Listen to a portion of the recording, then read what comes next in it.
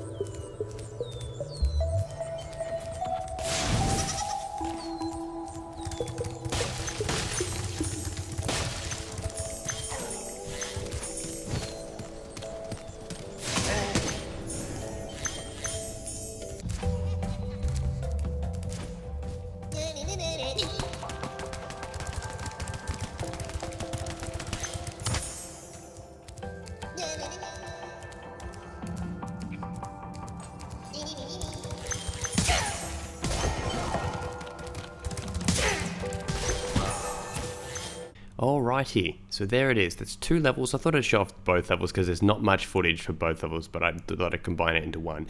First impressions comparing them is that I actually really like them when comparing the footage here.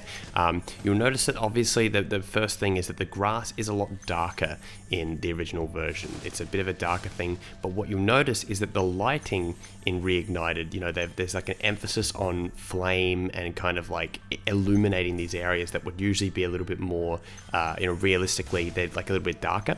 So you kind of get that, and that's sort of a compensating thing, and a lot of modern games do that, and I'm split on that. I understand why it exists. It's basically a bug. I mean, it's not really a bug, it's more of a feature, quote unquote, of more realistic lighting. But yeah, look at me fail to actually flame this guy. I can't believe I missed that Nork. Now I'm going to freeze frame some things a little bit later. Comparing these two pieces of footage, honestly, you've got two beautiful levels here. The original level I don't think almost can't be beat because it's just so whimsical, and just the blue is just gorgeous in this level. But in Reignited, I think they've done a pretty good job. You notice less of a green light in here, more of a focused sort of blue light that's sort of tinted with red light that's sort of tinted with blue, which is, I think, yeah, looks pretty cool. Looking at that again, there you go. I'm just going over. I'm going to go over and over and over with it. It's yeah, it's great.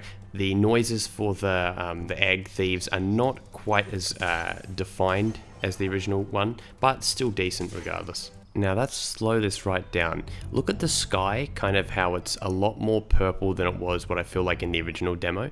I really like the section that goes to Dark Hollow in this new version. I think it looks gorgeous.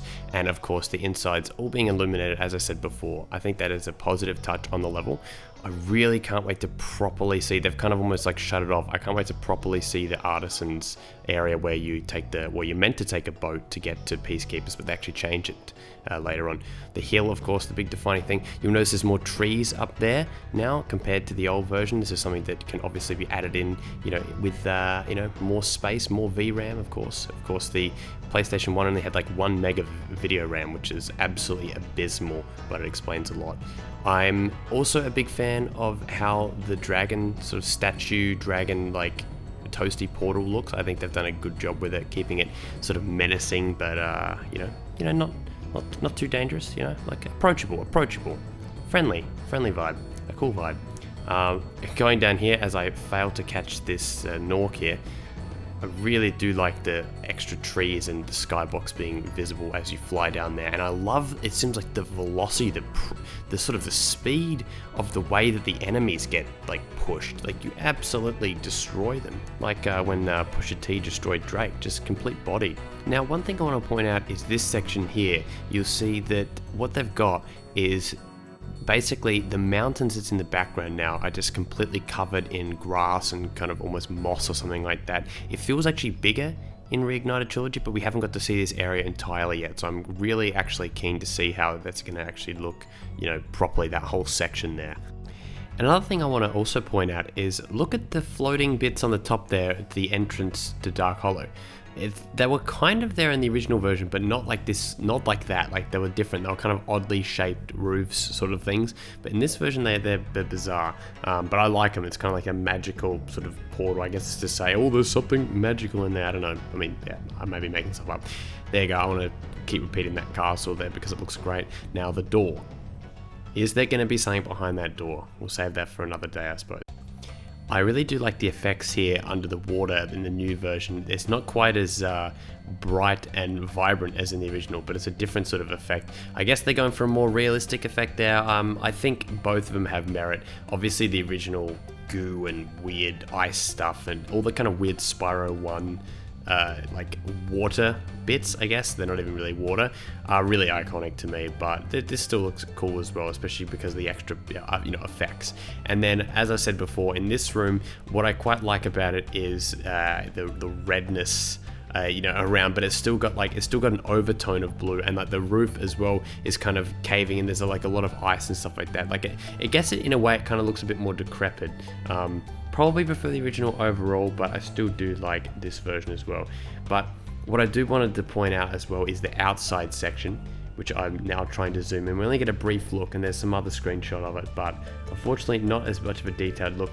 The enemies look a bit like Vikings here as well, compared to the original version, but these guys were always very weird. I'm very keen and interested as to see what every other level, like, I mean, I've seen the Wizard Peak type guys, but I wonder what else they have in store enemy wise. I think that in particular in the third world, spiders could be very fun. Hopefully we get to see some more of high caves, like in the actual cavern, in the actual cave. That would be a great idea. Anyway guys, that is it for now. If there's anything you think I missed, which I probably did because I usually do, I usually bumble around and then I completely miss something completely obvious, but yeah, if I've missed something out, let me know. Tell me what you think about this in general. The next video I'm going to be doing will be looking at some more of the screenshots. I know it'll be less video action, but I'll try and put some other video stuff, maybe put some treetop stuff in there, because I haven't really talked about that as much, even though I know that's been quite popular because of the footage, that and Toasty. But yeah, we'll be back with a new video soon. Thank you very much for watching, hope you enjoyed it, and I will see you in the next Spyro video. See you then. Until then, farewell for now, but not forever.